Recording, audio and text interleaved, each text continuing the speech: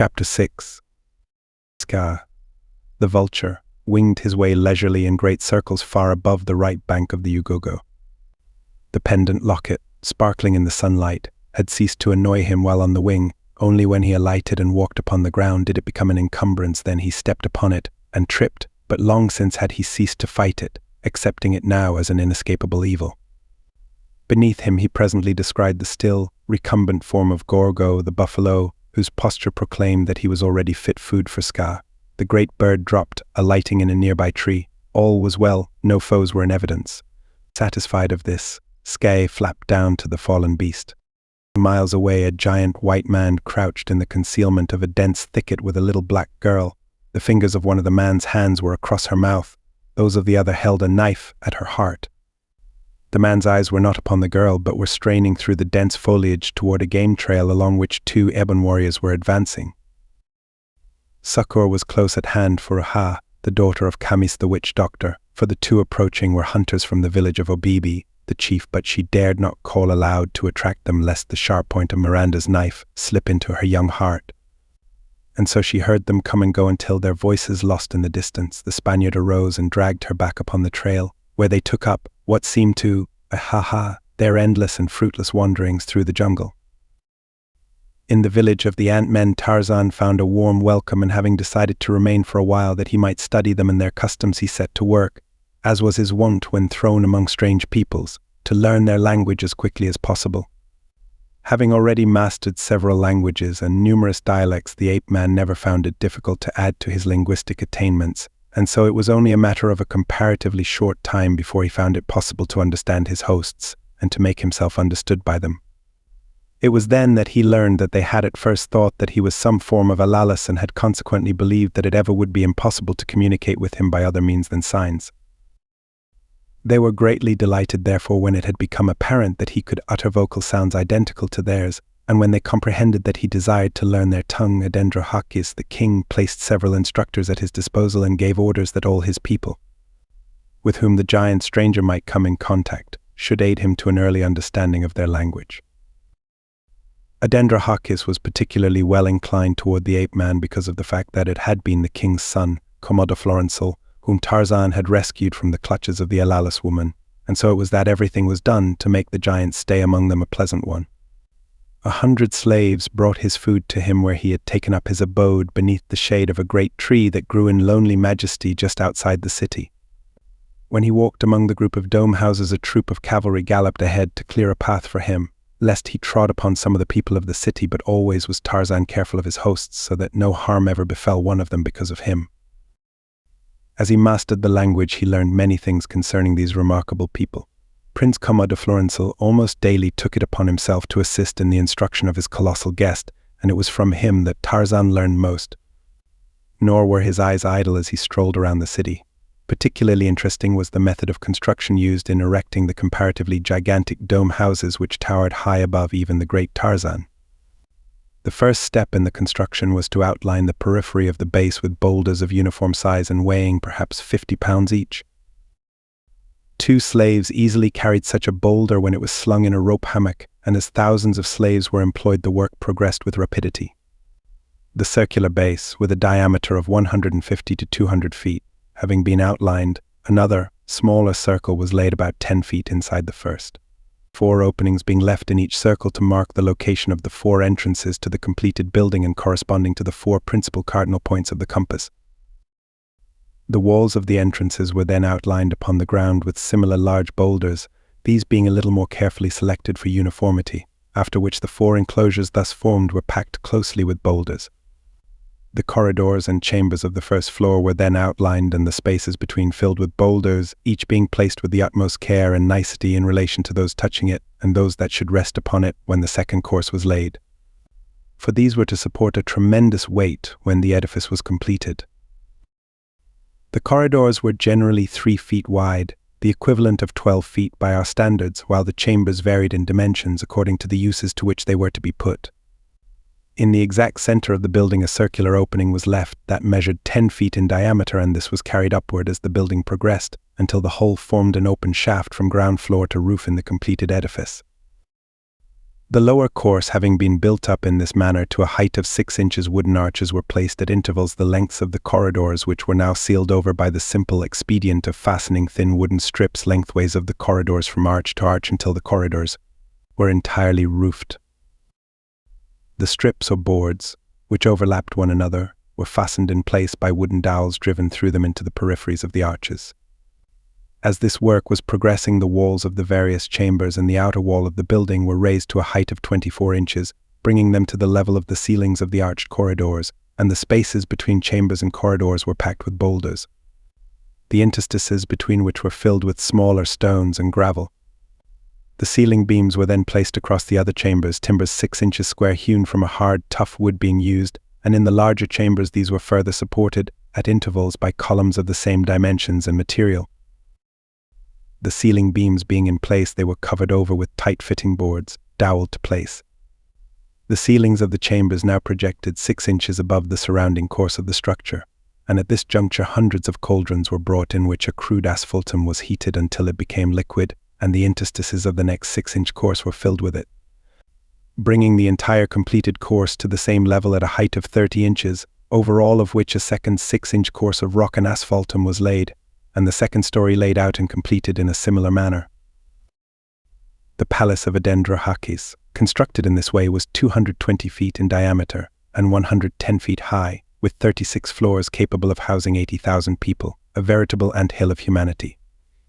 The city consisted of 10 similar domes, though each slightly smaller than the king's, housing a total of 500,000 people, 2/3 of whom were slaves, these being for the most part the artisans and body servants of the ruling class. Another 500,000 slaves, the unskilled laborers of the city, dwelt in the subterranean chambers of the quarries from which the building material was obtained. The passageways and chambers of these mines were carefully shored and timbered as the work progressed, resulting in fairly commodious and comfortable quarters for the slaves upon the upper levels at least, and as the city was built upon the surface of an ancient ground moraine, on account of the accessibility of building material, the drainage was perfect, the slaves suffering no inconvenience because of their underground quarters. The domes themselves were well ventilated through the large central air shaft and the numerous windows that pierced the outer walls at frequent intervals at each level above the ground floor, in which, as previously explained, there are but 4 openings. The windows, which were 6 1/4 inches wide by 18.5 inches high, admitted a certain amount of light as well as air, but the interior of the dome, especially the gloomy chambers midway between the windows and the central light and air shaft, was illuminated by immense, slow-burning, smokeless candles. Tarzan watched the construction of the new dome with keenest interest, realizing that it was the only opportunity that he ever would have to see the interior of one of these remarkable human hives. And as he was thus engaged, Como de Florenzel and his friends hastened to initiate him into the mysteries of their language, and while he learned the language of his hosts, he learned many other things of interest about them. The slaves, he discovered, were either prisoners of war or the descendants of prisoners of war. Some had been in bondage for so many generations that all trace of their origin had become lost, and they considered themselves as much citizens of Trohanadolmachus, the city of King Edendrohakis, as did any of the nobility. On the whole, they were treated with kindness and were not overworked after the second generation. The recent prisoners and their children were, for the most part, included in the caste of unskilled labor from which the limit of human endurance was exacted. They were the miners, the quarriers, and the builders, and fully 50% of them were literally worked to death. With the second generation, the education of the children commenced, those who showed aptitude for any of the skilled crafts being immediately transferred from the quarries to the domes, where they took up the relatively easy life of a prosperous and indulged middle class. In another manner might an individual escape the quarries by marriage, or rather by selection as they choose to call it, with a member of the ruling class. In a community where class consciousness was such a characteristic of the people, and where caste was almost a fetish, it was rather remarkable that such connections brought no odium upon the inferiors, but, on the contrary, automatically elevated the lesser to the caste of the higher contracting party. It is thus deliverer of the son of Edendrohakis, explained Como de Florenzel, in reply to Tarzan's inquiry relative to this rather peculiar exception to the rigid class distinctions the king's son had so often impressed upon him ages ago, during the reign of Clamatamorosal in the city of Trohanadolmachus. The warriors of Veltopishago, king of the city of Veltopismachus, marched upon our fair Trohanadolmachus, and in the battle that ensued the troops of our ancestors were all but annihilated. Thousands of our men and women were carried away into slavery, and all that saved us from being totally wiped out was the courageous defense that our own slaves waged for their masters.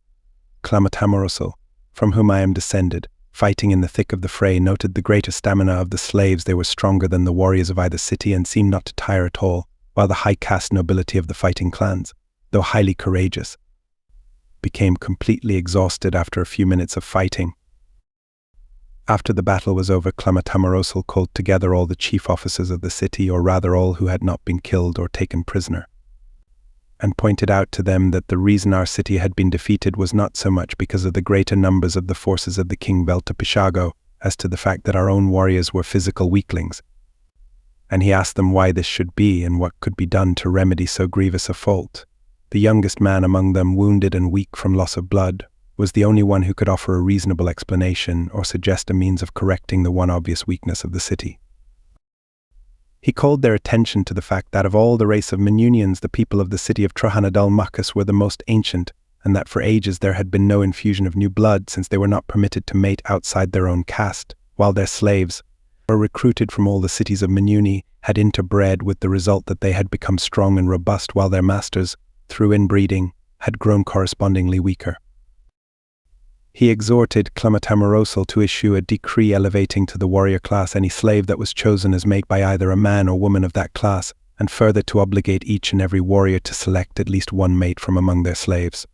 At first, of course, the objections to so iconoclastic a suggestion were loud and bitter, but Clamatamoroso was quick to sense the wisdom of the idea, and not only did he issue the decree, but he was the first to espouse a slave woman, and what the king did all were anxious to do also. The very next generation showed the wisdom of the change, and each succeeding generation has more than fulfilled the expectations of Clamatamoroso until now. You see in the people of Trohanadalmakas the most powerful and warlike of the Manunians. Our ancient enemy Veltapismakas was the next city to adopt the new order, having learned of it through slaves taken in raids upon our own community. But they were several generations behind us. Now all the cities of Manuni wed their warriors with their slave women. And why not?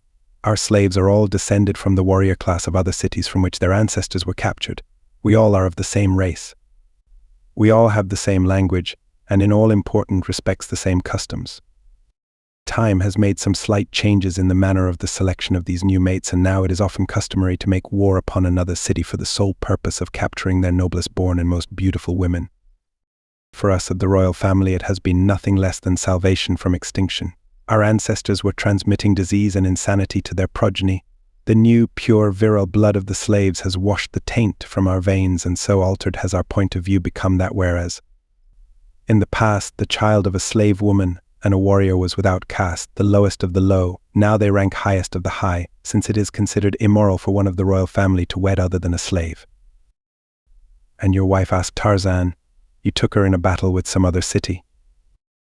I have no wife, replied Coma de Florinsel. We are preparing now to make war upon Veltapismakas, the daughter of whose king, we are told by slaves from that city, is the most beautiful creature in the world. Her name is Janzara, and as she is not related to me, except possibly very remotely, she is a fit mate for the son of a Dandrahakis. How do you know she is not related to you? Asked the ape-man. We keep as accurate a record of the royal families of Veltapismakas and several others of the nearer cities of Manuni as we do of our own, replied Coma de Florinsel, obtaining our information from captives, usually from those who are chosen in marriage by our own people. For several generations the kings of Veltapismakas have not been sufficiently powerful or fortunate to succeed in taking royal princesses from us by either force of arms or strategy, though they never have ceased attempting to do so. And the result has been that they have been forced to find their mates in other and oftentimes distant cities. The present king of Veltapismakas, Elcomoahago, the father of the princess Janzara, took his mate, the mother of the princess, from a far distant city that has never, within historic times, taken slaves from Trohanadalmakas. Nor have our warriors visited that city within the memory of any living man. Janzara therefore should make me an excellent mate. But what about love? Suppose you should not care for one another? Asked Tarzan. Coma de Florinsel shrugged his shoulders. She will bear me a son who will someday be king of Trohanadalmakas, he replied, and that is all that can be asked. While the preparations for the expedition against Veltopusmachus were being carried on, Tarzan was left much to his own devices. The activities of these diminutive people were a never-ending source of interest to him. He watched the endless lines of slaves struggling with their heavy burdens toward the new dome that was rising with almost miraculous speed, or he strolled to the farmlands just beyond the city where other slaves tilled the rich soil which they scratched with tiny plows drawn by teams of diadetes, the diminutive antelope that was their only beast of burden. Always were the slaves accompanied by armed warriors if they were slaves of the first or second generation, lest they should attempt escape or revolution, as well as a protection against beasts of prey and human enemies, since the slaves were not permitted to bear arms and consequently could not protect themselves. These slaves of the first and second generations were always easily recognizable by the vivid green tunic reaching almost to the knees, which was the single garment of their caste, and which carried upon both its front and back an emblem or character in black that denoted the city of the slave's birth and the individual to whom he now belonged. The slaves employed upon public works all belonged to the king, Adendrahakis, but in the fields many families were represented by their chattels. Moving about the city upon their various duties were thousands of white-tunicked slaves. They exercised the mounts of their masters, they oversaw much of the more menial and laborious work of the lower caste slaves, they plied their trades and sold their wares in perfect freedom, but like the other slaves they wore but a single garment, together with rough sandals which were common to both classes. On their breasts and backs in red were the emblems of their masters. The second-generation slaves of the green tunics had a similar emblem, these having been born in the city and being consequently considered a part of it.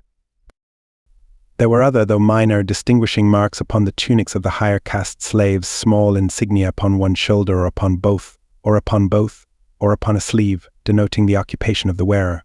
Groom, body servant, major domo, cook, hairdresser, worker in gold and silver, potter. One could tell at a glance the vocation of each, and each belonged, body and soul, to his master, who was compelled to feed and clothe these dependents, the fruits of whose labors belonged exclusively to him. The wealth of one warrior family might lie in the beauty and perfection of the gold and silver ornaments it sold to its wealthy fellows, and in such an instance all its skilled slaves, other than those required for personal and household duties, would be employed in the designing and fabrication of these articles. Another family might devote its attention to agriculture, another to the raising of diadetes, but all the work was done by the slaves, with the single exception of the breaking of the diadetes that were bred for riding, an occupation that was not considered beneath the dignity of the warrior class, but rather, on the contrary, looked upon as a fitting occupation for nobles. Even the king's son broke his own diadetes. As an interested spectator, Tarzan whiled the lazy days away. To his repeated queries as to the possibility of a way out of this bizarre, thorn-infested world, his hosts replied that it was naught to penetrate the forest of thorn trees, but that as it continued indefinitely to the uttermost extremities of matter, it were quite useless to attempt to penetrate it at all, their conception of the world being confined to what they actually had seen, a land of hills, valleys and forest, surrounded by thorn trees. To creatures of their size the thorn forest was far from impenetrable, but Tarzan was not their size.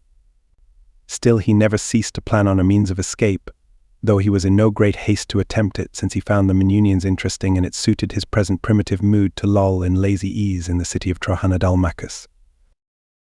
But of a sudden a change came early of a morning, just as the first, faint promise of dawn was tingeing the eastern sky. Chapter 7.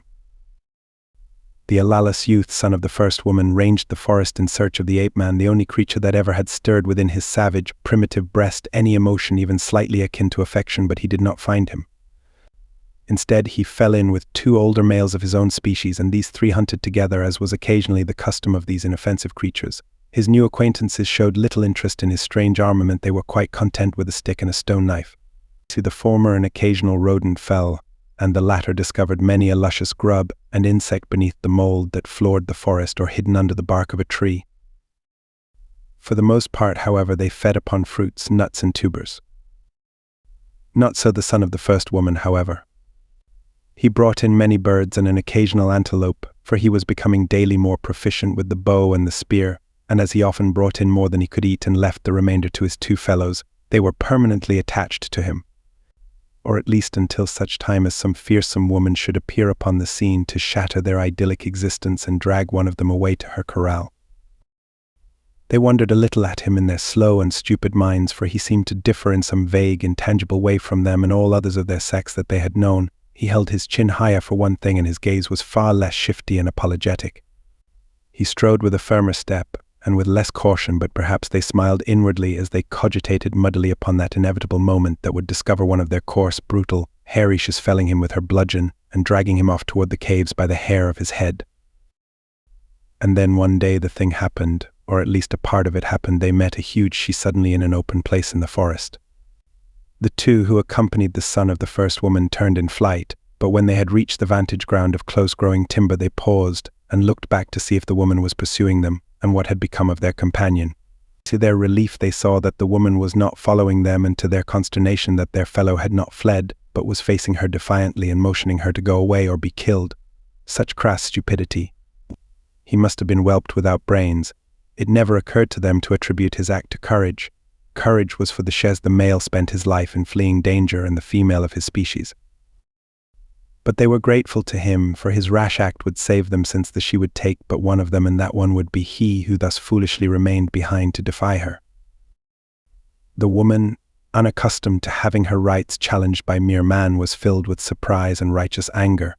Her surprise brought her to a sudden halt 20 paces from the man, and her anger caused her to reach for one of the stone missiles hanging at her girdle. That was her undoing. The son of the first woman, standing before her with an arrow already fitted to his bow, waited not to discover her further intentions, but even as the woman's fingers loosed the feathered messenger of defeat from the leather thong of her girdle, he drew the shaft to his cheek and released it. His two companions, watching from the seclusion of the wood, saw the woman stiffen, her face contorted in a spasm of pain. They saw her clutch frantically at a feathered shaft protruding from her chest, sink to her knees, and then sprawl to earth, where she lay kicking with her feet and clutching with her fingers for a brief moment before she relapsed into eternal quiet. Then they emerged from their concealment, and as the son of the first woman approached his victim and wrenched the arrow from her heart, they joined him, half stunned as they were by surprise, and gazed first at the corpse of the she with expressions of incredulity, and then at him with what was close akin to awe and reverence. They examined his bow and arrows, and again they returned to the wound in the woman's chest. It was all quite too amazing, and the son of the first woman, he held his head high and his chest out and strutted proudly. Never before had he or any other man been cast in the role of hero, and he enjoyed it, but he would impress them further. Seizing the corpse of the woman, he dragged it to a nearby tree where he propped it in a sitting posture against the bole. Then he walked away some 20 feet, and signing his fellows to observe him closely, he raised his heavy spear and hurled it at his realistic target, through which it passed to embed itself in the tree behind. The others were greatly excited. One of them wanted to attempt this wondrous feat, and when he had thrown and missed, his fellow insisted upon having a turn. Later they craved practice with the bow and arrow. For hours the three remained before their grisly target, nor did they desist until hunger prompted them to move on, and the son of the first woman had promised to show them how to fashion weapons similar to his own, a momentous occurrence in the history of the Alali. Though these three sensed it as little as did the hundreds of Alalus women repairing to their caves that night in blissful ignorance of the blow that had been struck at their supremacy by the militant suffragists of Minuni. And as suddenly, with more immediate results, the even tenor of Tarzan's existence in the city of Trohanadalmakas was altered, and a series of events initiated that were to lead to the maddest and most unbelievable denouement. The ape-man lay upon a bed of grasses beneath a great tree that grew beside the city of King Adendrahakis.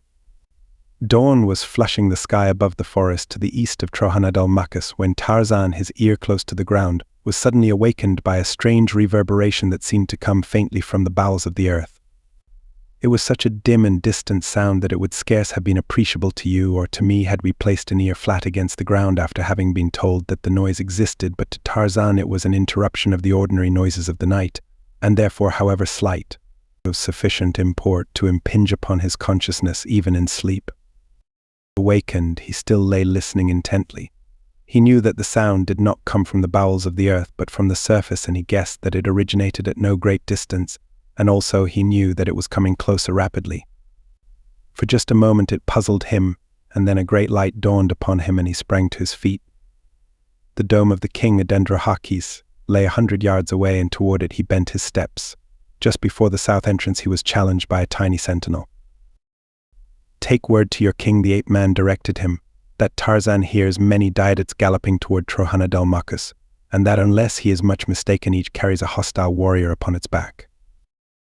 The sentinel turned and hallooed down the corridor leading from the entrance, and a moment later an officer and several other warriors appeared. At sight of Tarzan they halted. "What is wrong?" demanded the officer. "The king's guest says that he heard many Diadots approaching," replied the sentinel. "From what direction?" demanded the officer, addressing Tarzan. "From that direction the sounds appeared to come," replied the ape-man, pointing toward the west. "The Veltopus Macusians," exclaimed the officer, and then, turning to those who had accompanied him from the interior of the king's dome, "Quick! Arouse Trojana del Mucus, I will warn the king's dome." And the king and he wheeled and ran quickly within, while the others sped away to awaken the city. In an incredibly short space of time, Tarzan saw thousands of warriors streaming from each of the 10 domes. From the north and the south doors of each dome rode mounted men, and from the east and west marched the foot soldiers. There was no confusion, everything moved with military precision and evidently in accordance with a plan of defense in which each unit had been thoroughly drilled. Small detachments of cavalry galloped quickly to the 4 points of the compass. These were scouts, each detail of which spread fan-wise just beyond the limits of the domes until the city was encircled by a thin line of mounted men that would halt when it had reached a predetermined distance from the city and fall back with information before an advancing enemy. Following these, stronger detachments of mounted men moved out to north and south and east and west to take positions just inside the line of scouts. These detachments were strong enough to engage the enemy and impede his progress as they fell back upon the main body of the cavalry, which might by this plan be summoned in time to the point at which the enemy was making his boldest effort to reach the city. And then the main body of the cavalry moved out, and in this instance toward the west, from which point they were already assured the foe was approaching, while the infantry, which had not paused since it emerged from the domes, marched likewise toward the 4 points of the compass in 4 compact bodies, of which by far the largest moved toward the west. The advance foot troops took their stations but a short distance outside the city, while within the area of the domes the last troops to emerge from them, both cavalry and infantry, remained evidently as a reserve force. And it was with these troops that Adendrahakis took his post, that he might be centrally located for the purpose of directing the defense of his city to better advantage. Como de Florençal, the prince, had gone out in command of the main body of cavalry that was to make the first determined stand against the oncoming foe.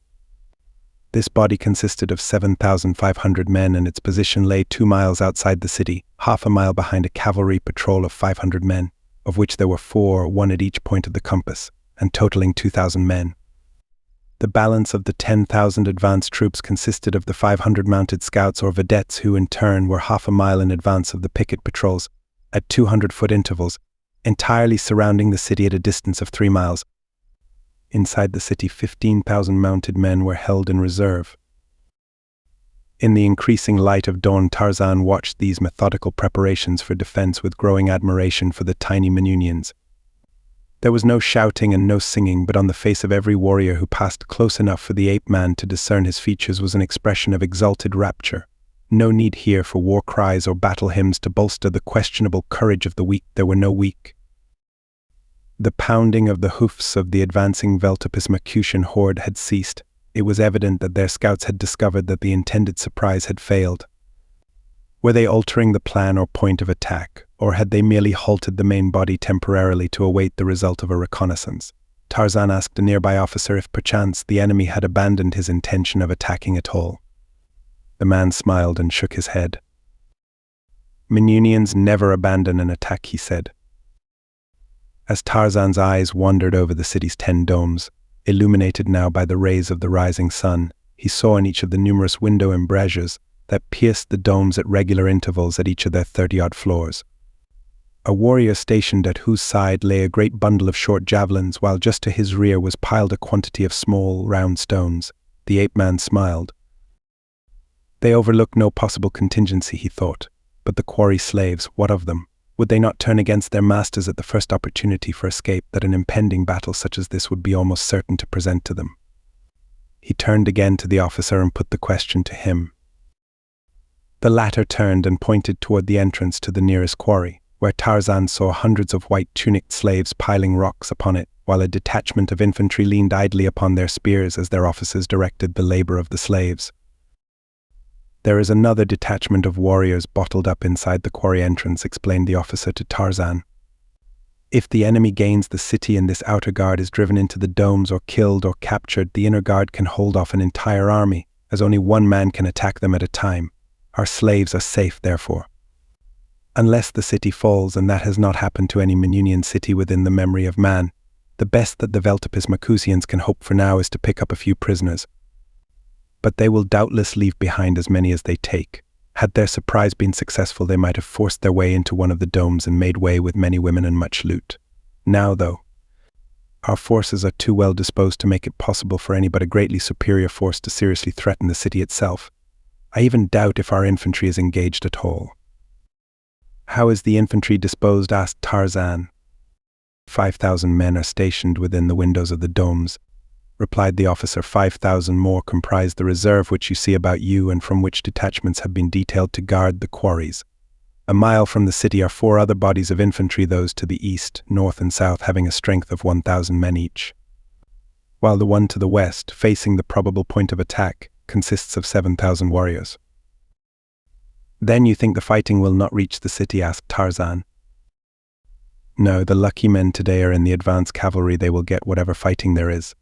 I doubt if an infantryman draws a sword or casts a spear, but that is usually the case. It is the cavalry that fights always." "I take it that you feel unfortunate in not being attached to a cavalry unit. Could you not be transferred?" "Oh, we must all take our turns of duty in each branch," explained the officer. "We are all mounted except for defense of the city, and for that purpose we are assigned to the foot troops for 4 moons, followed by 5 moons in the cavalry." The word he used was diet attacks, 5,000 men being transferred from one to the other, the night of each new moon. Tarzan turned and looked out across the plain toward the west. He could see the nearer troops standing at ease, awaiting the enemy. Even the main body of cavalry 2 miles away he could discern, because there were so many of them, but the distant pickets and vedettes were invisible. As he stood leaning upon his spear watching this scene, a scene such as no other man of his race ever had witnessed, and realized the seriousness of these little men in the business of war that confronted them, he could not but think of the people of his own world lining up their soldiers for purposes usually far less momentous to them than the call to arms that had brought the tough little warriors of Adendrahakis swarming from their pallets in the defense of home and city. No chicanery of politics here, no thinly veiled ambition of some potential tyrant, no mad conception of harebrained dreamers seized by the avaricious criminal for self-aggrandizement and riches, none of these, but patriotism of purest strain energized by the powerful urge of self-preservation. The perfect fighters, the perfect warriors, the perfect heroes, these. No need for blaring trumpets, of no use to them the artificial aids to courage conceived by captains of the outer world who send unwilling men to battle for they know not what, deceived by lying propaganda, enraged by false tales of the barbarity of the foe, whose anger has been aroused against them by similar means. During the lull that followed the departure from the city of the last of the advanced troops, Tarzan approached Adendrahakis, where he sat astride his diadem surrounded by a number of his high officers. The king was resplendent in golden jerkin, a leathern garment upon which small discs of gold were sewn, overlapping one another. About his waist was a wide belt of heavy leather, held in place by 3 buckles of gold, and of such dimensions as to have almost the appearance of a corset. This belt supported his rapier and knife, the scabbards of which were heavily inlaid with gold and baser metals in intricate and beautiful designs. Leather cuisses protected his upper legs, in front, covering the thighs to the knees, while his forearms were encased in metal armlets from wrists almost to elbows. Upon his feet were strapped tough sandals with a circular golden plate protecting each ankle bone. A well-shaped leather casque fitted his head closely. As Tarzan stopped before him, the king recognized the ape-man with a pleasant greeting. "The captain of the guard reports that it is to you we owe the first warning of the coming of the Veltopis Macusians. Once again, have you placed the people of Trahanadalmakus under deep obligations. However are we to repay our debt?" Tarzan gestured deprecatively. "You owe me nothing, king of Trahanadalmakus," he replied. "Give me your friendship and tell me that I may go forward and join your noble son, the prince. Then all the obligations shall be upon my head. Until the worms of death devour me, I shall be your friend always," Tarzan returned the king graciously. "Go where you will, and that you choose to go where there should be fighting surprises me not." It was the first time that any Manunian had addressed him by his name. Always had he been called savior of the prince. guest of the king, giant of the forest, and by other similar impersonal appellations. Among the Manunians, a man's name is considered a sacred possession, the use of which is permitted only his chosen friends and the members of his family, and to be called Tarzan by Dendrohakis was equivalent to an invitation, or a command, to the closest personal friendship with the king. The ape-man acknowledged the courtesy with a bow. The friendship of Dendrohakis is a sacred honor, ennobling those who wear it. I shall guard it always with my life, as my most treasured possession, he said in a low voice, nor was the lord of the jungle moved by any maudlin sentimentality as he addressed the king. For these little people he had long since acknowledged to himself a keen admiration, and for the personal character of Dendrohakis he had come to have the most profound respect. Never since he had learned their language had he ceased his inquiries concerning the manners and the customs of these people. And he had found the personality of Dendrohakis so inextricably interwoven with the lives of his subjects that in receiving the answers to his questions he could not but absorb unquestionable evidence of the glories of the king's character. Dendrohakis seemed pleased with his words, which he acknowledged graciously, and then the ape-man withdrew and started toward the front. On the way he tore a leafy branch from a tree that grew beside his path, for the thought had occurred to him that such a weapon might be useful against Manunians, and he knew not what the day might hold. He had just passed the advanced infantry when a courier sped by him on a mad race toward the city. Tarzan strained his eyes ahead, but he could see no sign of battle, and when he reached the main cavalry advance there was still no indication of an enemy as far ahead as he could see. Prince Commodore Florenzel greeted him warmly and looked a little wonderingly, perhaps, at the leafy branch he carried across one shoulder. "What news?" asked Tarzan. "I have just sent a messenger to the king," replied the prince, "reporting that our scouts have come in touch with those of the enemy, who are, as we thought, the Veltopis-Macusians. A strong patrol from the outpost in our front pushed through the enemy's scout line, and one courageous warrior even managed to penetrate as far as the summit of the hill of Gartolas, from which he saw the entire main body of the enemy forming for attack. He says there are between 20 and 30,000 of them." As Commodore Florenzel ceased speaking, a wave of sound came rolling toward them from the west. "They are coming," announced the prince. Chapter 8. Ska, perched upon the horn of dead Gorgo, became suddenly aware of a movement in a nearby thicket. He turned his head in the direction of the sound and saw Saber the lioness emerge from the foliage and walk slowly toward him. Ska was not terrified. He would leave, but he would leave with dignity. He crouched to spring upward and extended his great wings to aid him in taking off. But Ska, the vulture, never rose. As he essayed to do so, something pulled suddenly upon his neck and held him down. He scrambled to his feet and violently this time strove to fly away. Again he was dragged back. Now Ska was terrified. The hateful thing that had been dangling about his neck for so long was holding him to earth. The swinging loop of the golden chain had caught around the horn of Gorgo, the buffalo. Ska was trapped. He struggled, beating his wings. Saber stopped to regard him in his wild antics. Ska was flopping around in a most surprising manner. Saber had never seen Ska behave thus before, and lions are sensitive, temperamental animals, so Saber was not surprised, only she was inclined to be frightened. For another moment she watched the unaccountable antics of Ska, and then she turned tail and slunk back into the undergrowth, turning an occasional growling countenance back upon the vulture, as much as to say, "Pursue me at your peril." But Ska had no thought of pursuing Saber. Never again would Ska, the vulture, pursue aught. "They are coming," announced Commodore Florenzel, Prince of Trahanadalmacus.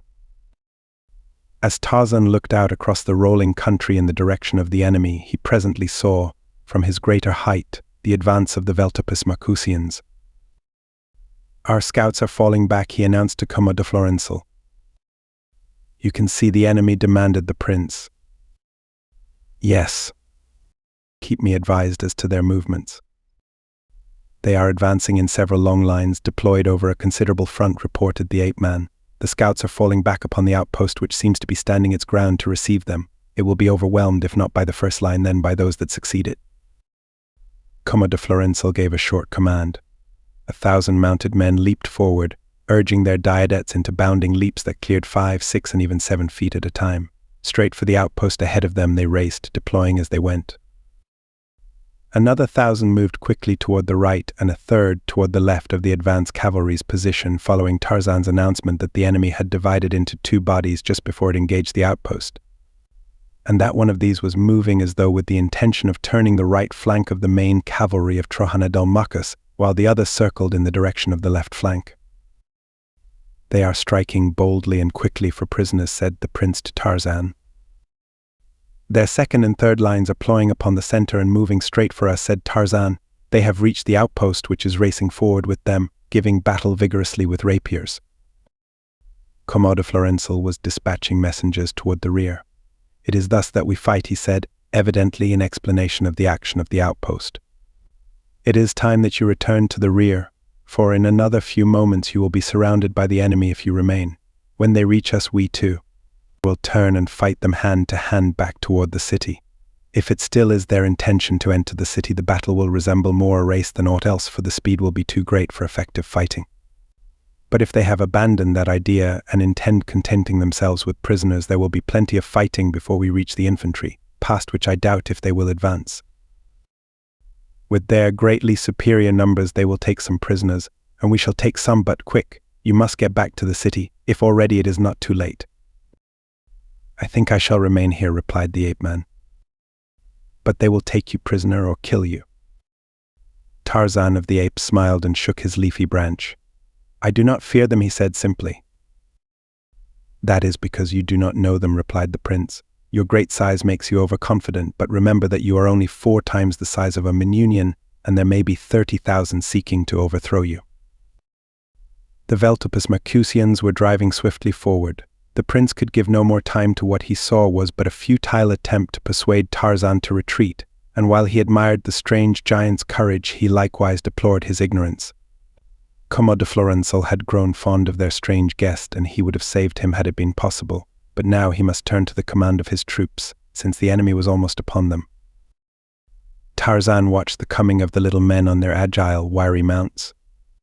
Line after line poured across the rolling country toward him, carrying to his mind a suggestion of their similarity to the incoming rollers of the ocean's surf, each drop of which was soft and harmless, but in their countless numbers combined into a relentless and terrifying force of destruction.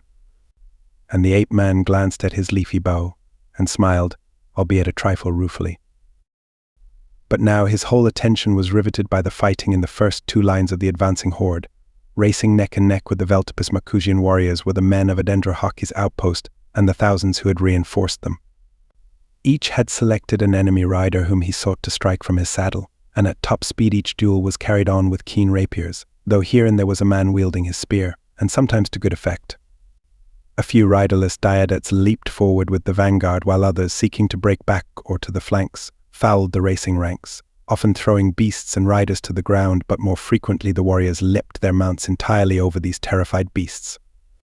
The riding of the Manunians was superb, and their apparently effortless control of their swift and nervous steeds bordered upon the miraculous. Now a warrior, lifting his mount high into the air, cleared an adversary, and as he rose above him cut down viciously with his rapier at his foeman's head, striking him from the saddle, but there was scarce time to catch more than a fleeting kaleidoscopic impression of the swift-moving spectacle before the great horde swarmed down upon him. With his leafy bow, Tarzan had thought to sweep the little men from his path, but now friend and foe were so intermingled that he dared not attempt it for fear of unseating and injuring some of the warriors of his hosts. He raised the bow above their heads and waited until the first lines should have passed him, and then, with only the enemies of Adendrahakis about him, he would brush them aside and break the center of their charge. He saw the surprised expressions upon the faces of the men of Veltopus Mercusius as they passed near him, surprised but no fear, and he heard their shouts as one more fortunate than his fellows was able to rein closer to him and cut viciously at his legs as he sped past. Then indeed it became naught other than a matter of self-preservation to attempt to fend these off with his bow, nor was this impossible as the first lines moved past in loose ranks, but presently the solid mass of the Veltopus Mercusian cavalry was upon him.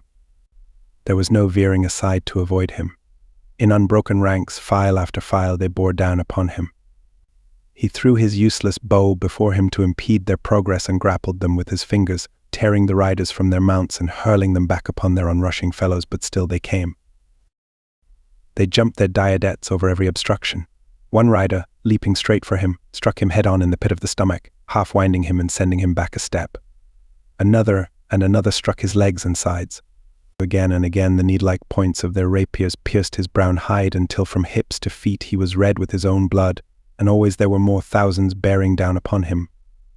His weapons useless against them he made no attempt to use, and though he wrought havoc among them with his bare hands, there were always 100 to take the place of each that he disposed of.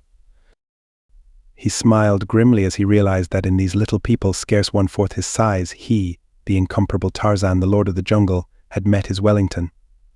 He realized that he was entirely surrounded by the Veltopus Macusians now. The warriors of Trohanadalmachus, having engaged the advancing enemy, were racing onward with them toward the 7,000 dismounted men who were to receive the brunt of that terrific charge. Tarzan wished that he might have witnessed this phase of the battle, but he had fighting enough and to spare to engage all his attention where he was. Again he was struck in the stomach by a charging rider, and again the blow staggered him. Before he could recover himself, another struck him in the same place, and this time he went down, and instantly he was covered, buried by warriors and diedettes, swarming over him like ants in countless numbers. He tried to rise, and that was the last he remembered before he sank into unconsciousness. Uha, daughter of Khamis, the witch doctor of the tribe of Obibi the cannibal, lay huddled upon a little pile of grasses in a rude thorn shelter in an open jungle. It was night, but she was not asleep. Through narrowed lids she watched a giant white man who squatted just outside the shelter before a tiny fire. The girl's lids were narrowed in hate as her smoldering eyes rested upon the man. There was no fear of the supernatural in her expression, just hate, undying hate. Long since had ceased to think of Esteban Miranda as the river devil. His obvious fear of the greater beasts of the jungle and of the black men beasts had at first puzzled, and later assured her that her companion was an impostor. River devils do not fear anything. She was even commencing to doubt that the fellow was Tarzan, of whom she had heard so many fabulous stories during her childhood that she had come to look upon him as almost a devil himself. Her people had no gods. Only devils which answer just as good a purpose among the ignorant and superstitious as do gods among the educated and superstitious. And when Esteban Miranda quite conclusively proved by his actions that he feared lions and that he was lost in the jungle, these things did not square at all with her preconceived estimate of the powers and attributes of the famous Tarzan. With the loss of her respect for him she lost, also, nearly all her fear. He was stronger than she and brutal. He could and would hurt her if she angered him, but he could not harm her in any other way than physically, and not at all if she could keep out of his clutches. Many times had she rehearsed plans for escape, but always she had hesitated because of the terrible fear she had of being alone in the jungle. Recently, however, she had been coming to realize more and more clearly that the white man was little or no protection to her. In fact, she might be better off without him, for at the first hint of danger it had been Miranda's habit to bolt for the nearest tree. And where trees were not numerous, this habit of his had always placed Ahaha under a handicap in the race for self-preservation, since Esteban, being stronger, could push her aside if she impeded his progress towards safety. Yes, she would be as well off alone in the jungle as in the company of this man whom she thoroughly despised and hated, but before she left him she must, her savage little brain assured her, revenge herself upon him for having tricked her into aiding him in his escape from the village of Obibi the chief, as well as for having forced her to accompany him. Aha was sure that she could find her way to the village, albeit they had traveled long and far, and she was sure too that she could find the means for subsistence along the way and elude the fiercer beasts of prey that might beset the way. Only man she feared, but in this she was not unlike all other created things. Man alone of all the creations of God is universally hated and feared, and not only by the lower orders but by his own kind, for of them all man alone joys in the death of others, the great coward who, of all creation, fears death the most. And so the little Negro girl lay watching the Spaniard, and her eyes glittered, for in his occupation she saw a means to her revenge. Squatting before his fire, leaning far forward, Esteban Miranda gloated over the contents of a small buckskin bag which he had partially emptied into the palm of one of his hands.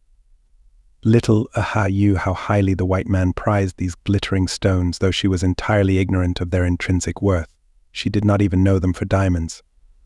All she knew was that the white man loved them, that he valued them more highly than his other possessions, and that he had repeatedly told her that he would die sooner than he would part with them. For a long time Miranda played with the diamonds, and for a long time Aha watched him, but at last he returned them to their bag, which he fastened securely inside his loincloth. Then he crawled beneath the thorn shelter, dragged a pile of thorns into the entrance to close it against the inroads of prowling beasts, and lay down upon the grasses beside Yuhaha. How was this little girl going to accomplish the theft of the diamonds from the huge Tarzanian Spaniard? She could not filch them by stealth, for the bag that contained them was so fastened inside his loincloth that it would be impossible to remove it without awakening him, and certainly this frail child could never wrest the jewels from Esteban by physical prowess. No, the whole scheme must die where it was born, inside Tuha's thick little skull. Outside the shelter the fire flickered, lighting the jungle grasses about it and casting weird fantastic shadows that leaped and danced in the jungle night. Something moved stealthily among the lush vegetation a score of paces from the tiny camp. It was something large, for the taller grasses spread to its advance. They parted and a lion's head appeared. The yellow-green eyes gazed uneasily at the fire. From beyond came the odor of man, and Numa was hungry too. Upon occasion he had eaten of man and found him good also of all his prey the slowest and the least able to protect himself, but Numa did not like the looks of things here, and so he turned and disappeared from whence he had come. He was not afraid of the fire. Had he been, he would have been afraid of the sun by day, for the sun he could not even look at without discomfort, and to Numa the fire and the sun might have been one, for he had no way of knowing which was 60 feet away and which 93 million miles. It was the dancing shadows that caused his nervous apprehension. Huge, grotesque creatures of which he had had no experience seemed to be leaping all about him, threatening him from every side. But Deha paid no attention to the dancing shadows, and she had not seen Numa the lion. She lay very still now, listening. The fire flared less high as the slow minutes dragged their leaden feet along. It was not so very long that she lay thus, but it seemed long to Aha, for she had her plan all matured and ready for execution. A civilized girl of 12 might have conceived it, but it is doubtful that she would have carried it to its conclusion. Ahaha, however, was not civilized, and being what she was not hampered by any qualms of conscience. Presently the Spaniard's breathing indicated that he was asleep. Aha waited a little longer to make assurance doubly sure. Then she reached beneath the grasses just beside her, and when she withdrew her hand again she brought forth a short, stout cudgel. Slowly and cautiously she rose until she kneeled beside the recumbent form of the sleeping Spaniard. Then she raised her weapon above her head and brought it down once heavily upon Esteban's skull. She did not continue to beat him, the one blow was enough. She hoped that she had not killed him, for he must live. If her scheme of revenge was to be realized, he must live, and know that Dehaha had stolen the bag of pebbles that he so worshipped. Aha appropriated the knife that swung at Miranda's hip, and with it she cut away his loincloth and took possession of the buckskin bag and its contents. Then she removed the thorns from the entrance to the shelter, slipped out into the night, and vanished into the jungle. During all her wanderings with the Spaniard she had not once lost her sense of the direction which pointed toward her home, and now, free, she set her face resolutely toward the southwest and the village of Obibi the cannibal. An elephant trail formed a jungle highway along which she moved at a swinging walk, her way lighted by the rays of a full moon that filtered through the foliage of a sparse forest. She feared the jungle night and the nocturnal beasts of prey, but she knew that she must take this chance, that she might put as great a distance as possible between herself and the white man before he regained consciousness and started in pursuit. 100 yards ahead of her, in the dense thicket that bordered the trail, Numa the lion sniffed and listened with up-pricked ears bent in her direction. No dancing shadows here to suggest menacing forms to Numa's high-strung nervous system, only the scent of man coming closer and closer, a young she-man, most tender of its kind. Numa licked his slavering jowls and waited. The girl came rapidly along the trail. Now she was abreast the lion, but the king of beasts did not spring. There is something in the scent of the man-thing and the sight of the man-thing that awakens strange terrors in the breast of Numa. When he stalks Horta the boar or Bara the deer, there is nothing in the near presence of either that arouses a similar sensation in the savage carnivore. Then he knows no hesitancy when the instant comes to spring upon his prey.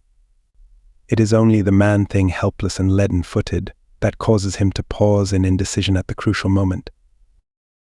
Aha passed, ignorant of the fact that a great lion, hunting and hungry, stood within 2 paces of her. When she had passed, Numa slunk into the trail behind her, and there he followed, stalking his tender quarry until the moment should come when the mists of his indecision should be dispelled. And so they went through the jungle night, the great lion creeping on stealthy, noiseless pads, and just ahead of him the little black girl, unconscious of the grim death stalking her through the dappled moonlight. Chapter 9. When Tarzan of the Apes regained consciousness, he found himself lying upon an earthen floor in a large chamber. As he first opened his eyes before complete consciousness returned, he noticed that the room was well, but not brilliantly, lighted, and that there were others there besides himself. Later, as he commenced to collect and dominate his faculties of thought, he saw that the room was lighted by two immense candles that appeared to be fully 3 feet in diameter and, though evidently partially melted away, yet at least 5 feet tall. Each supported a wick fully as large as a man's wrist, and though the manner of their burning was similar to the candles with which he was familiar, yet they gave off no smoke, nor were the beams and boards of the ceiling directly above them smoke-blackened. The lights, being the most noticeable things in the room, had been the first to attract the ape-man's attention, but now his eyes wandered to the other occupants of the room. There were 50 or 100 men of about his own height, but they were garbed and armed as had been the little men of Trohanadalmachus and Veltopismachus. Tarzan knit his brows and looked long and steadily at them. Who were they? Where was he? As consciousness spread slowly throughout his body, he realized that he was in pain and that his arms felt heavy and numb. He tried to move them only to discover that he could not. They were securely bound behind his back. He moved his feet. They were not secured. At last, after considerable effort, for he found that he was very weak, he raised himself to a sitting posture and looked about him. The room was filled with warriors who looked precisely like the little Veltopismachusians, but they were as large as normal men, and the room itself was immense. There were a number of benches and tables standing about the floor, and most of the men either were seated upon the benches or lay stretched upon the hard earth. A few men moved about among them and seemed to be working over them. Then it was that Tarzan saw that nearly all within the chamber were suffering from wounds, many of them severe ones. The men who moved about among them were evidently attending to the wounded, and those who might have been the nurses were garbed in white tunics like the high-caste slaves of Trohanadalmachus. In addition to the wounded and the nurses, there were 6 armed warriors who were uninjured. One of these was the first to espy Tarzan after he had raised himself to a sitting posture. "Ho!" shouted he. "The giant has come into his senses," and crossing the room he approached the ape-man. Standing before him, his feet widespread, he eyed Tarzan with a broad grin upon his face. "Your great bulk availed you little," he taunted, "and now we are as large as you. We too are giants, and he turned to his fellows with a laugh in which they joined him. Seeing that he was a prisoner, surrounded by enemies, the ape-man fell back upon that lifelong characteristic of the wild beast's sullen silence. He made no reply, but only sat there regarding them with the savage, level gaze of the brute at bay. "He is dumb like the great beast women of the caves," said the warrior to his fellows. "Perhaps he is one of them," suggested another. "Yes," seconded a third, "perhaps he is one of the Zertalakollals." "But their men are all cowards," urged the first speaker, "and this one fought like a warrior born." "Yes, with his bare hands he fought till he went down. You should have seen how he threw diadettes and warriors as one might pick up tiny pebbles and hurl them afar. He would not give a step or run, and always he smiled. He does not look like the men of the Zertalakollals. Ask him if he is." He who had first addressed him put the question to Tarzan, but the ape-man only continued to glare at them. "He does not understand me," said the warrior. "I do not think that he is a Zertalakollal, though. What he is, however, I do not know." He approached and examined Tarzan's wounds. "These will soon be healed. In 7 days or less, he will be fit for the quarries." They sprinkled a brown powder upon his wounds and brought him food and water and the milk of antelopes, and when they found that his arms were swelling badly and becoming discolored, they brought an iron chain and, fastening one end about his waist with a clumsy padlock, secured him to a ring in the stone wall of the chamber and cut the bonds from his wrists. As they believed that he did not understand their language, they spoke freely before him, but as their tongue was almost identical with that employed by the Trohanadalmachusians, Tarzan understood everything that they said. And thus he learned that the battle before the city of Adendrahakis had not gone as well for the Veltopismachusians as Elkumohago, their king, had desired. They had lost many in killed and prisoners, and in return had not killed near so many of the enemy and had taken comparatively few prisoners, though Elkumohago, he learned, considered him worth the entire cost of the brief war. How they had changed themselves into men of his own stature Tarzan could not comprehend, nor did any of the remarks he overheard shed any light upon this mystery of mysteries. But the climax of improbability was attained a few days later when he saw pass through the corridor, upon which the room of his incarceration was located, a file of warriors as large as he, each of whom was mounted upon a huge antelope fully as tall at the shoulder as the great eland. Though obviously from its contour and markings a royal antelope, which is the smallest known, Tarzan ran his brown fingers through his thatch of black hair and gave up attempting to solve the enigmas that surrounded him. His wounds healed quickly, as did those of the Veltopus Macusians who were convalescing about him, and upon the 7th day a half-dozen warriors came for him, and the chain was removed from about his waist that he might accompany them. His captors had long since ceased to address him, believing that he was ignorant of their language, which meant to them that he was as speechless as an Alalis, since they could conceive of no language other than their own but from their conversation. As they led him from the chamber and along a circular corridor, he discovered that he was being taken before their king, Elcomol Hago, who had expressed a desire to see this remarkable captive after he had recovered from his wounds. The long corridor through which they were proceeding was lighted partially by small candles set in niches, and by the light from illuminated chambers the doors of which opened upon it. Slaves and warriors moved in 2 continuous and opposing lines through this corridor, and everyone that crossed it. There were high-caste slaves in white tunics with the red emblems of their owners and their own occupation insignia upon them. There were green-tunicked slaves of the 2nd generation with their masters' insignia upon breast and back in black, and green-tunicked slaves of the 1st generation with a black emblem upon their breasts, denoting the city of their nativity, and their master's emblem upon their backs. There were warriors of every rank and position. There were the plain leather trappings of the young and poor, and the jewel-studded harness of the rich, and passing all these in both directions and often at high speed were other warriors mounted upon the mighty antelopes that were still the greatest wonder that had confronted Tarzan since his incarceration in the city of Veltopus Macus.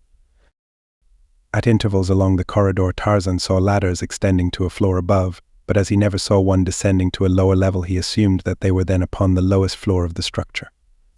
From the construction that he noted, he was convinced that the building was similar to the dome he had seen in the course of construction in the city of Adendrahakis. But when he permitted his mind to dwell upon the tremendous proportions of such a dome capable of housing men of his own size, he was staggered. Had Adendrahakis' dome been duplicated in these greater dimensions, though in the same proportions, it would have been 880 feet in diameter and 440 feet high. It seemed preposterous to think that any race existed capable of accomplishing such an architectural feat with only the primitive means that these people might be able to command, yet here were the corridors with the arched roofs, the walls of neatly laid boulders, and the great chambers with their heavy ceiling beams and stout columns, all exactly as he had seen the dome in Trohanadalmachus, but on a vastly larger scale. As his eyes and mind dwelt upon these enigmas which confronted them, his escort led him from the circular corridor into one that ran at right angles to it, where presently they stopped at the entrance to a chamber filled with row upon row of shelving packed full with all manner of manufactured articles. There were large candles and small candles, candles of every conceivable size and shape. There were helmets, belts, sandals, tunics, bowls, jars, vases, and 1,000 other articles of the daily life of the Manunians with which Tarzan had become more or less familiar during his sojourn among the Trohanadalmacusians. As they halted before the entrance to this room, a white-tunicked slave came forward in response to the summons of one of the warriors of the escort. "A green tunic for this fellow from Trohanadalmachus," he ordered. "Whose insignia upon his back?" inquired the slave. "He belongs to Zoenthrohogo," replied the warrior. The slave ran quickly to one of the shelves from which he selected a green tunic. From another he took 2 large wooden blocks upon the face of each of which was carved a different device.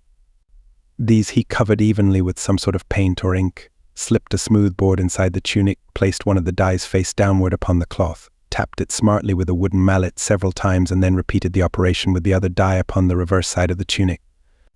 When he handed the garment to Tarzan with the instructions to don it, the ape-man saw that it bore a device in black upon the breast, and another upon the back, but he could not read them. His education had not progressed thus far. The slave then gave him a pair of sandals, and when he had strapped these to his feet, the warriors motioned him on down the corridor, which, as they proceeded, he was aware changed rapidly in appearance. The rough boulder walls were plastered now and decorated with colored paintings portraying most often battle scenes and happenings of the hunt, usually framed in panels bordered in intricate formal designs. Vivid colorings predominated. Many hued candles burned in frequent niches. Gorgeously trapped warriors were numerous. The green-tunicked slave almost disappeared, while the white tunics of the higher caste bondsmen were of richer material and the slaves themselves often resplendently trapped with jewels and fine leather. The splendor of the scene, the brilliancy of the lighting, increased until the corridor came to an abrupt end before two massive doors of hammered gold in front of which stood gorgeously trapped warriors who halted them and questioned the commander of the escort as to their business. "By the king's command we bring the slave of Xoenthrohago," replied the commander, the giant who was taken prisoner at Trohana Dalmakas. The warrior who had challenged them turned to one of his fellows. "Go with this message and deliver it to the king," he said. After the messenger had departed, the warriors fell to examining Tarzan and asking many questions concerning him, to few of which could his guard give more than speculative answers, and then presently the messenger returned with word that the party was immediately to be admitted to the king's presence. The heavy doors were swung wide and Tarzan found himself upon the threshold of an enormous chamber, the walls of which converged toward the opposite end, where a throne stood upon a dais. Massive wooden columns supported the ceiling, which was plastered between its beams. The beams, as well as the columns, were ornamented with carving, while the plastered portions of the ceiling carried gorgeous arabesques in brilliant colors. The walls were paneled to half their height, and above the paneling of wood were painted panels which Tarzan assumed depicted historical events from the history of Velta and her kings. The room was vacant except for two warriors who stood before doors that flanked the throne dais, and as the party moved down the broad center aisle toward the throne, one of these warriors signaled the leader and motioned to the door which he was guarding and which he now threw open before them, revealing a small antechamber in which were half a dozen handsomely trapped warriors seated on small carved benches, while a seventh lolled in a high-backed chair, his fingers tapping upon its broad arms as he listened to the conversation of the others, into which he threw an occasional word that always was received with deepest attention. If he scowled when he spoke, the others scowled still more deeply. If he smiled, they broke into laughter, and scarcely for an instant did their eyes leave his face, lest they miss some fleeting index of his changing moods. Just inside the doorway, the warriors who were conducting Tarzan halted, where they remained in silence until the man in the high-backed armchair deigned to notice them. Then the leader knelt upon one knee, raised his arms, palms forward high above his head, leaned as far back as he could, and in a monotonous dead level intoned his salutation.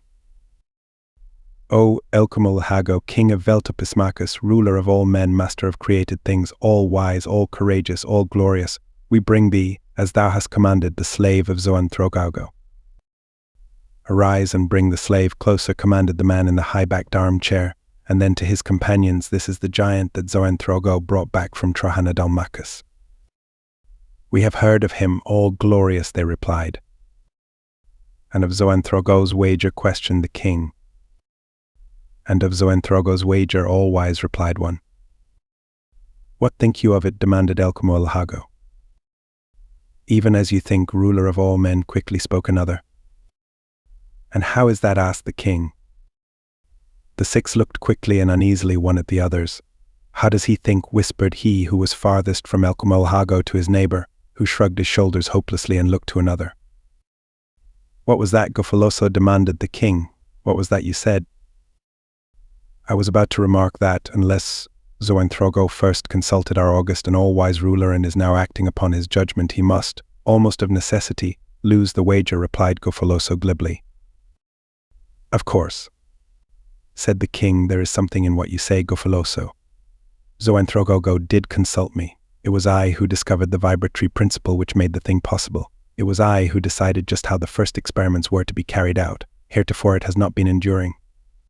But we believe that the new formula will have a persistency of 39 moons. At least it is upon this that Xoenthrohago has made his wager. If he is wrong, he loses 1,000 slaves to Dalfastamalo." "Wonderful," exclaimed Gofoloso. "Blessed indeed are we above all other peoples with a king so learned and so wise as Elcomolhago." "You have much to be thankful for, Gofoloso," agreed the king, "but nothing compared to what will follow the success of my efforts to apply this principle of which we have been speaking, but with results diametrically opposite to those we have so far achieved. But we work upon it. We work upon it.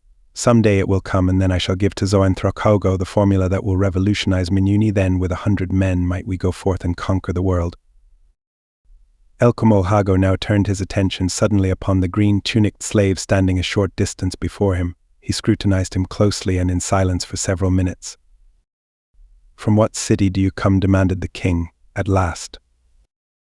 "Oh, all glorious Elcomolehago," spoke up the leader of the escort. "The poor ignorant creature is without speech." "Utters he any sound?" inquired the king. "None since he was captured, master of men," replied the warrior. "He is a Zertala Kolol," stated Elcomolehago. "Why all this silly excitement over one of these low, speechless creatures?" "See now," exclaimed Gofoloso, "how quickly and surely the Father of Wisdom grasps all things, probing to the bottom of all mysteries, revealing their secrets. Is it not marvelous? Now that the sun of science has shone upon him, even the dullest may see that the creature is indeed a Zertala Kolol," cried another of the king's companions. "How simple, how stupid of us all! Ah, what would become of us were it not for the glorious intelligence of the All-Wise?" Elcomolehago was examining Tarzan closely. He seemed not to have heard the eulogies of his courtiers. Presently he spoke again. "He has not the features of the Zertala Kolols," he pondered musingly. "See his ears. They are not the ears of the speechless ones, nor his hair. His body is not formed as theirs, and his head is shaped for the storing of knowledge and the functioning of reason. No, he cannot be a Zertala Kolol." "Marvelous," cried Gofoloso. "Did I not tell you? Elcomolehago, our king, is always right. The most stupid of us may easily see that he is not a Zertala Kolol now that the king's divine intelligence has made it so plain," exclaimed the second courtier. At this juncture, a door opposite that through which Tarzan had been brought into the apartment opened and a warrior appeared. "O Elcomolehago, king of Veltapismachus." He droned, "Thy daughter, the Princess Janzara, has come. She would see the strange slave that Zoanthrohago brought from Trahanadalmachus, and craves the royal permission to enter." Elcomolehago nodded his assent. "Conduct the princess to us," he commanded. The princess must have been waiting within earshot immediately outside the door, for scarcely had the king spoken when she appeared upon the threshold, followed by two other young women, behind whom were a half-dozen warriors. At sight of her the courtiers rose, but not the king. "Come in, Janzara," he said, "and behold the strange giant who is more discussed in Veltapismachus than Veltapismachus king."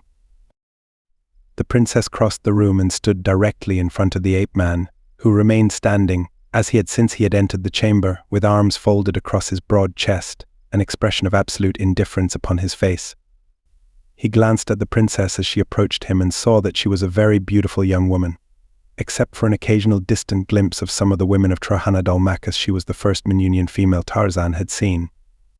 Her features were faultlessly chiseled, her soft, dark hair becomingly arranged beneath a gorgeous, jeweled headdress, her clear skin shaming the down of the peach in its softness. She was dressed entirely in white, befitting a virgin princess in the palace of her sire. Her gown, of a soft, clinging stuff, fell in straight and simple lines to her arched insteps. Tarzan looked into her eyes. They were grey, but the shadows of her heavy lashes made them appear much darker than they were. He sought there an index to her character, for here was the young woman whom his friend Commodore Florencel hoped some day to espouse and make queen of Trahanadalmachus, and for this reason was the ape-man interested. He saw the beautiful brows knit into a sudden frown. "What is the matter with the beast?" cried the princess. "Is it made of wood?" "It speaks no language, nor understands any," explained her father. "It has uttered no sound since it was captured." "It is a sullen, ugly brute," said the princess. "I'll wager to make it utter a sound," and that quickly, with which she snatched a thin dagger from her belt and plunged it into Tarzan's arm. With such celerity had she moved that her act had taken all who witnessed it by surprise, but she had given the lord of the jungle an instant's warning in the few words she had spoken before she struck, and these had been sufficient for him.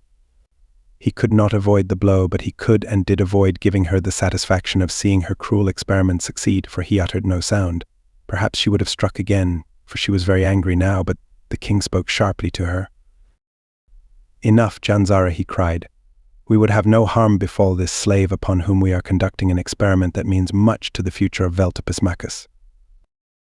"He has dared to stare into my eyes," cried the princess, "and he has refused to speak when he knew that it would give me pleasure. He should be killed." "He is not yours to kill," returned the king. "He belongs to Zoanthrohago. I will buy him," and turning to one of her warriors, "Fetch Zoanthrogo." Chapter 10. When Esteban Miranda regained consciousness, the fire before his rude shelter was but a heap of cold ashes and dawn had almost come. He felt weak and dizzy and his head ached. He put his hand to it and found his thick hair matted with coagulated blood. He found something else as well, a great wound in his scalp that made him shudder and turn sick so that he fainted. When again he opened his eyes, it was quite daylight. He looked about him questioningly. Where was he? He called aloud in Spanish, called to a woman with a musical name. Not Flora Hawkes, but a soft Spanish name that Flora never had heard. He was sitting up now, and presently he regarded his nakedness in evident surprise. He picked up the loincloth that had been cut from his body. Then he looked all about him on the ground, his eyes dull, stupid, wondering. He found his weapons and picking them up examined them. For a long time he sat fingering them and looking at them, his brows puckered in thought. The knife, the spear, the bow and arrows he went over time and time again. He looked out upon the jungle scene before him, and the expression of bewilderment on his face but increased. He half rose, remaining upon his knees.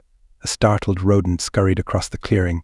At sight of it, the man seized his bow and fitted an arrow, but the animal was gone before he could loose his shaft. Still kneeling, the bewildered expression upon his countenance deepening, he gazed in mute astonishment upon the weapon he held so familiarly in his hand. He arose, gathered up his spear and knife and the balance of his arrows, and started off into the jungle. 100 yards from his shelter he came upon a lion feeding upon the carcass of its kill that it had dragged into the bushes beside the wide elephant trail along which the man made his way. The lion growled ominously. The man halted, listening intently. He was still bewildered, but only for an instant did he remain motionless in the trail. With the spring of a panther he gained the low swinging limb of the nearest tree. There he squatted for a few minutes. He could see Numa the lion feeding upon the carcass of some animal. What the animal had been he could not determine. After a while the man dropped silently from the tree and went off into the jungle in the opposite direction from that he had at first chanced upon. He was naked, but he did not know it. His diamonds were gone, but he would not have known a diamond had he seen one. Aha had left him, but he did not miss her, for he knew not that she ever had existed. Blindly, and yet well, his muscles reacted to every demand made upon them in the name of the first law of nature. He had not known why he leapt to a tree at the sound of Numa's growl, nor could he have told why he walked in the opposite direction when he saw where Numa lay up with his kill. He did not know that his hand leaped to a weapon at each new sound or movement in the jungle about him. Aha had defeated her own ends. Esteban Miranda was not being punished for his sins for the very excellent reason that he was conscious of no sins nor of any existence. Aha had killed his objective mind. His brain was but a storehouse of memories that would never again be raised above the threshold of consciousness. When acted upon by the proper force, they stimulated the nerves that controlled his muscles, with results seemingly identical with those that would have followed had he been able to reason. An emergency beyond his experience would consequently have found him helpless, though ignorant of his helplessness. It was almost as though a dead man walked through the jungle. Sometimes he moved along in silence, again he babbled childishly in Spanish, or perhaps quoted whole pages of Shakespeare in English. Could Aha have seen him now, even she, savage little cannibal, might have felt remorse at the horror of her handiwork, which was rendered even more horrible because its miserable object was totally unconscious of it. But Aha was not there to see, nor any other mortal. And the poor clay that once had been a man moved on aimlessly through the jungle, killing and eating when the right nerves were excited, sleeping, talking, walking as though he lived as other men live, and thus watching him from afar. We see him disappear amidst the riotous foliage of a jungle trail. The Princess Janzara of Veltopismachus did not purchase the slave of Zoanthrogo. Her father, the king, would not permit it, and so, very angry, she walked from the apartment where she had come to examine the captive, and when she had passed into the next room and was out of her royal sire's range of vision, she turned and made a face in his direction, at which all her warriors and the two handmaidens laughed. "Fool," she whispered in the direction of her unconscious father. "I shall own the slave yet, and kill him too, if I mind." The warriors and the handmaidens nodded their heads approvingly. King Elkumal Hago arose languidly from his chair. "Take it to the quarries," he said, indicating Tarzan with a motion of his thumb, "but tell the officer in charge that it is the king's wish that it be not overworked nor injured." And as the ape-man was led away through one doorway, the king quitted the chamber by another, his 6 courtiers bowing in the strange Manunian way until he was gone. Then one of them tiptoed quickly to the doorway through which Elcamo had disappeared, flattened himself against the wall beside the door and listened for a moment. Apparently satisfied, he cautiously insinuated his head beyond the doorframe until he could view the chamber adjoining with one eye, then he turned back toward his fellows. "The old half-wit has gone," he announced, though in a whisper that would have been inaudible beyond the chamber in which it was breathed, for even in Minuni they have learned that the walls have ears, though they express it differently, saying, "Instead, trust not too far the loyalty of even the stones of your chamber." "Saw you ever a creature endowed with such inordinate vanity?" exclaimed one. "He believes that he is wiser than not any man, but all men combined," said another. "Sometimes I feel that I can abide his arrogance no longer." "But you will," Gefasto said Gofoloso. "To be chief of warriors of Veltepesmachus is too rich a birth to be lightly thrown aside." "When one might simultaneously throw away one's life at the same time," added Torndali, chief of quarries. "But the colossal effrontery of the man," ejaculated another Makahago, chief of buildings. "He has had no more to do with Zoanthrogo's success than have I, and yet he claims the success is all for himself, and blames the failures upon Zoanthrogo." "The glory of Veltepesmachus is threatened by his egotism," cried Throwaldo, chief of agriculture. "He has chosen us as his advisors, 6 princes, whose knowledge of their several departments should be greater than that of any other individuals, and whose combined knowledge of the needs of Veltepesmachus and the affairs of state should form a bulwark against the egregious errors that he is constantly committing. But never will he heed our advice. To offer it, he considers a usurpation of his royal prerogatives; to urge it, little short of treason. To question his judgment spells ruin. Of what good are we to Veltepesmachus? What must the people of the state think of us?" "It is well known what they think of us," snapped Gofoloso. "They say that we were chosen not for what we know, but for what we do not know. Nor can you blame them. I, a breeder of Diadetes, master of 10,000 slaves who till the soil and raise a half of all the food that the city consumes, am chosen chief of chiefs, filling an office for which I have no liking and no training, while Throwaldo, who scarce knows the top of a vegetable from its roots, is chief of agriculture. Makahago worked the quarry slaves for 100 moons and is made chief of buildings, while Torndali, who is acclaimed the greatest builder of our time, is chief of quarries. Gefasto and Vestaco alone are masters of their bureaus. Vestaco the king chose wisely as chief of the royal dome, that his royal comfort and security might be assured. But in Gefasto behold his greatest blunder. He elevated a gay young pleasure-seeker to the command of the army of Veltepesmachus and discovered in his new chief of warriors as great a military genius as Veltepesmachus has ever produced. Gefasto bowed his acknowledgement of the compliment. "Had it not been for Gefasto, the Trohanadal would have trapped us fairly the other day," continued Gofoloso. "I advised the king against pushing the assault," interjected Gefasto. "As soon as it became evident that we had failed to surprise them, we should have withdrawn. It was only after we had advanced and I was free from him that I could direct the affair without interference, and then, as you saw, I quickly extricated our troops and withdrew them with as little loss of men and prestige as possible." "It was nobly done," Gefasto said Torndali. "The troops worship you. They would like a king who led them in battle as you might lead them." "And let them have their wine as of old," interjected Makahago. "We would all rally around a king who permitted us the innocent pleasure of our wine," said Gofoloso. "What say you, Vestaco?" The chief of the royal dome, the king's major domo, who had remained silent throughout the arraignment of his master, shook his head. "It is not wise to speak treason now," he said. The 3 looked sharply at him and glanced quickly at one another. "Who has spoken treason?" Vestaco demanded Gofoloso. "You have all come too close to it for safety," said the oily Vestaco. He spoke in a much louder voice than the others had spoken, as though far from being fearful of being overheard, he rather hoped that he would be. "Elcamo has been good to us. He has heaped honors and riches upon us. We are very powerful. He is a wise ruler. Who are we to question the wisdom of his acts?" The others looked uneasily about. Gofoloso laughed nervously. "You were ever slow to appreciate a joke, my good Vestaco," he said. "Could you not see that we were hoaxing you?" "I could not," replied Vestaco, "but the king has a fine sense of humor. I will repeat the joke to him, and if he laughs, then I shall laugh too, for I shall know that it was indeed a joke. But I wonder upon whom it will be." "Oh, Vestaco, do not repeat what we have said, not to the king.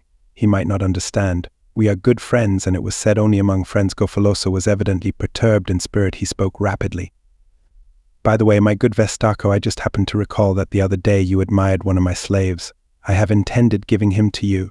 If you will accept him, he is yours. I admire 100 of your slaves, said Vestako softly. They are yours, Vestako, said Gofoloso. Come with me now and select them. It is a pleasure to make my friend so trifling a present. Vestako looked steadily at the other 4. They shifted uneasily in momentary silence, which was broken by Throaldo, chief of agriculture. If Vestako would accept 100 of my poor slaves, I should be overwhelmed with delight, he said. I hope they will be slaves of the white tunic, said Vestako. They will, said Throaldo. I cannot be outdone in generosity, said Torndali. You must accept 100 slaves from me. And from me, cried Makahago, chief of buildings. If you will send them to my head slave at my quarters before the sun enters the warrior's corridor, I shall be overwhelmed with gratitude, said Vestako, rubbing his palms and smiling unctuously. Then he looked quickly and meaningly at Gefasto, chief of warriors of Veltopus Macus.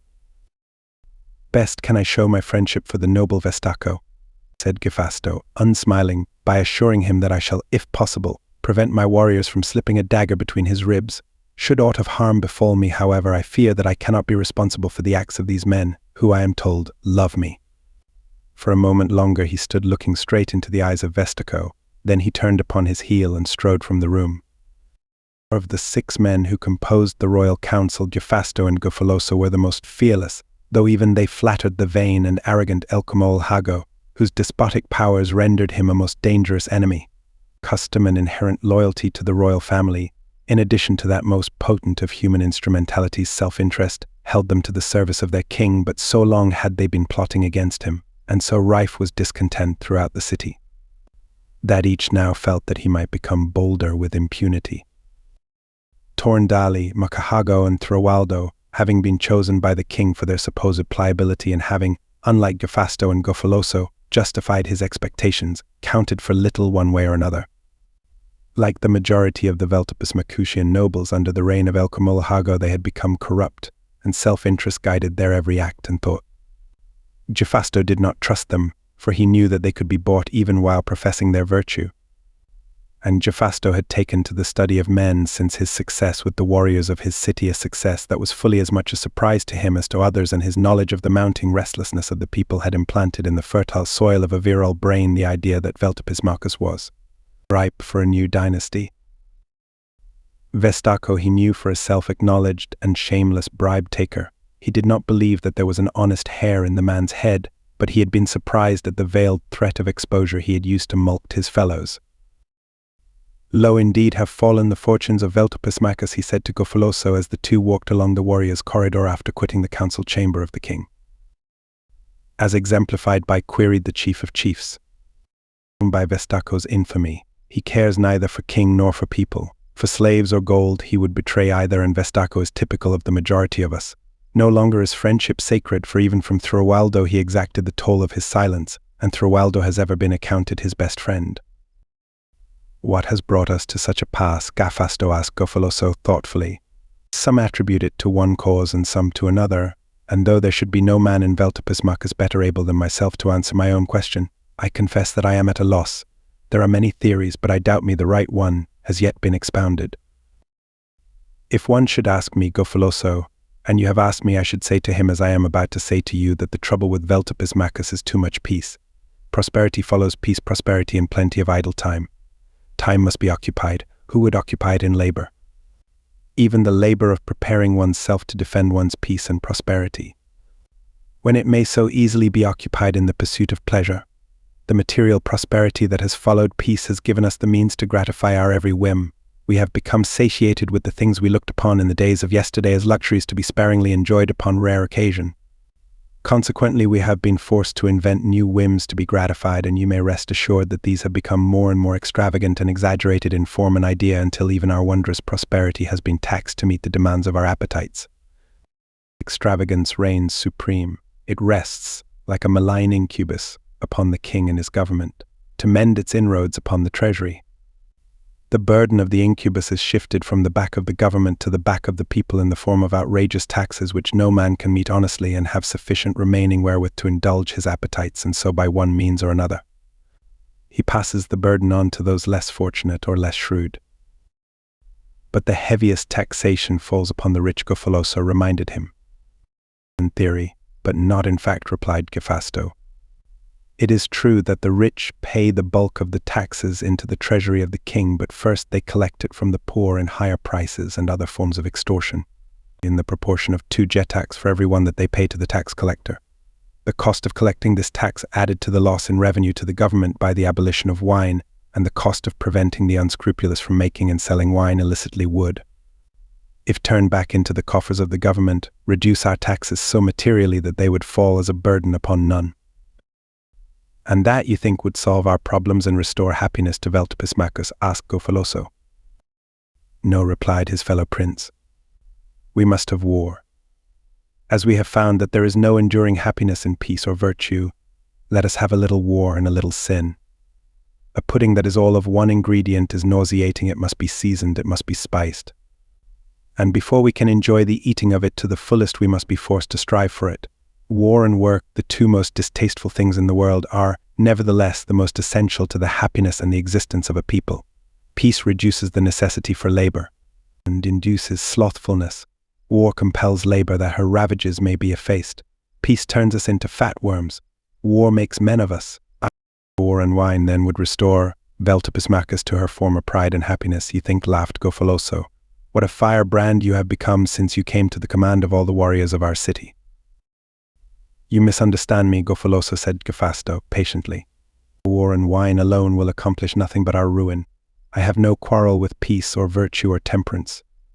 My quarrel is with the misguided theorists who think that peace alone or virtue alone or temperance alone will make a strong, a virile, a contented nation. They must be mixed with war and wine and sin and a great measure of hard work, especially hard work, and with nothing but peace and prosperity there is little necessity for hard work, and only the exceptional man works hard when he does not have to. But come, you must hasten to deliver the 100 slaves to Vestaco before the sun enters the warrior's corridor, or he will tell your little joke to Elcomol Hago. Gofoloso smiled ruefully. Some day he shall pay for these 100 slaves, he said, and the price will be very high. If his master falls, said Gefasto. When his master falls, Gofoloso corrected. The chief of warriors shrugged his shoulders, but he smiled contentedly, and he was still smiling after his friend had turned into an intersecting corridor and gone his way.